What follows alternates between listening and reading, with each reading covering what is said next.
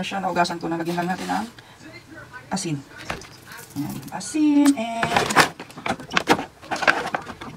suka. Gusto lang naman. Tapos, pakuluan na natin. Ayan ang ating mga ingredients. Yung quail egg na boiled na yan. And meron tayong 5 pieces na garlic cloves, brown sugar, and meron tayong soy sauce. Maglalagay din tayo ng chili powder or chili flakes para magkaroon ng konting spice. Pero hindi naman siya ganun ka ang makasagritin niya sa mga hamon.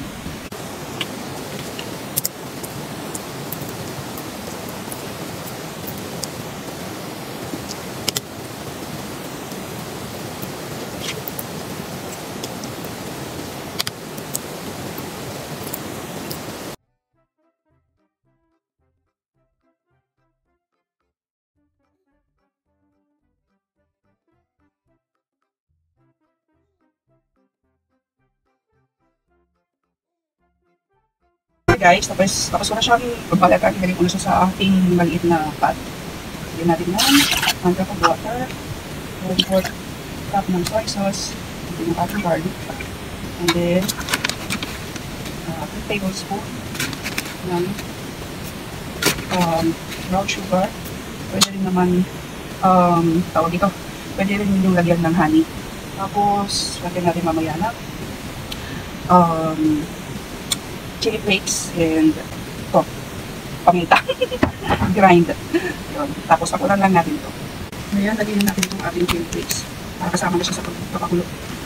Walay lang kasi si Atis hindi siya kain ng bangka.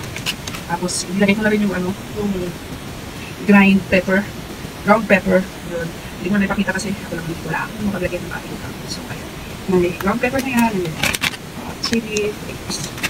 Pakuloy lang natin siya guys. Mamaya pagka malaki na siya maluto, pero ulit ako ilalagay dyan, which is, sesame oil. Kasi wala tayo sesame seeds, sesame oil.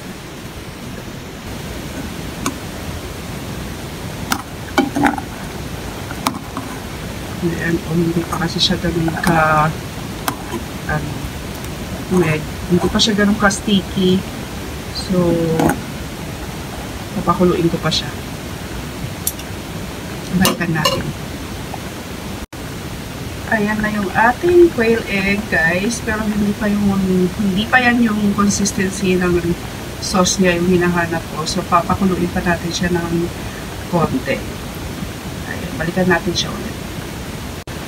Ayan na guys, kumunti na yung kanyang sabaw at yan yung gusto kong mangyari. Ilalagay na natin yung ating sesame oil. Ayan, sesame oil na minikam ko. Lagyan na natin siya para magkaroon siya ng masarap na amoy. So, that's it lang guys.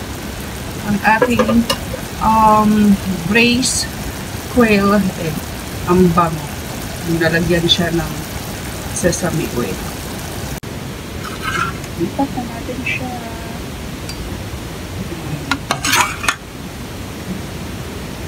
Ating quail, braised quail egg.